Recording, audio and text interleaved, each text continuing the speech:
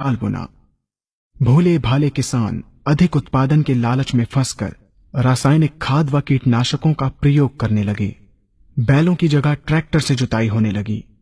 शुरुआत में कम रासायनिक खादों के प्रयोग से अधिक उत्पादन हुआ।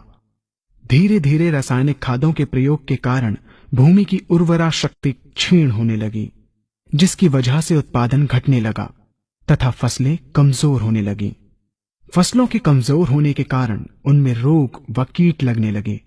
रोग व कीटों से फसल की सुरक्षा के लिए और अधिक कीटनाशकों का प्रयोग होने लगा। एक तरफ ज्यादा उत्पादन के लिए अधिक रासायनिक खादों का प्रयोग होने लगा, वहीं दूसरी तरफ फसलों को रोग व कीटों से बचाने के लिए अधिक विषाक्त कीटनाशकों का प्रयोग बढ़ गया, जिसके कारण उत्पादन लागत बढ़ी और किसान को लाभ कम होने लगा, बल्कि छोटे किसान कर्ज में डूबने लगे।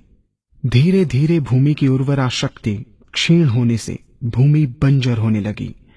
रासायनिक खाद व कीटनाशकों के कारण खाद्यान्न भी विषाक्त हो गए तथा जलवायु भी प्रदूषित हो गई, जिसके कारण मानव पशु पक्षियों के स्वास्थ्य पर प्रतिकूल प्रभाव पड़ा, जिसका परिणाम आपके सामने है।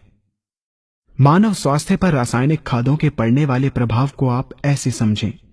जब किसान फसल में रासायनिक खाद डालता है तो रासायनिक खाद में उपस्थित विषाक्त रसायन जल में घुलकर सबसे पहले जल को प्रदूषित कर भूमि के अंदर उपस्थित केचुए व सूक्ष्म जीवाणुओं को मार देता है।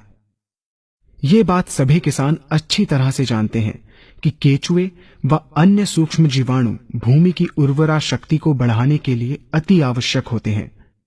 विषाक्त रसायन के कारण इनकी मृत्यु हो जाने से भूमि की उर्वरा शक्ति नष्ट हो जाती है तथा भूमि कठोर होकर बंजर होने लगती है। रासायनिक खादों के विषाक्त रसायन पानी के माध्यम से अन्य खनिजों के साथ फसल के अंदर पहुंचकर फसलों को विषाक्त बना देते हैं। बाद में जब खाद्यान्न के रूप में मनुष्य या अन्य पशु इन्हें खाते हैं तो ये विषाक्त रसायन मानव स्वास्थ्य पर बहुत ही बुरा प्रभाव डालते हैं तथा मनुष्य के अंदर तरह तरह के रोग उत्पन्न करते हैं। जब हम जैविक खाद का प्रयोग भूमि पर करते हैं तो जैविक खाद पानी में मिलकर पानी को प्रदूषित नहीं करती। जैविक खाद भूमि के अंदर उपस्थित उर्वरा शक्ति को बढ़ाने वाले जीवाणु तथा केचुओं की संख्या को तीव्रता से बढ़ाती है, जिससे भूमि की उर्वरा शक्ति बढ़ती है तथा भूमि छिद्र युक्त एवं भुरभुरी हो जाती है, जिससे वायु और प्रकाश भूमि के अंदर गहराई तक प्रवेश करते हैं, जिसके कारण भूमि में तापमान एवं आर्द्रता का संतुलन बना रहता है और फसलें मजबूत होती हैं। जैविक खाद में विद्यमान तत्व खाद्यान्न के माध्यम से मानव व पशु पक्षियों के शरीर में पहुंचकर स्वास्थ्य लाभ पहुंचाते हैं।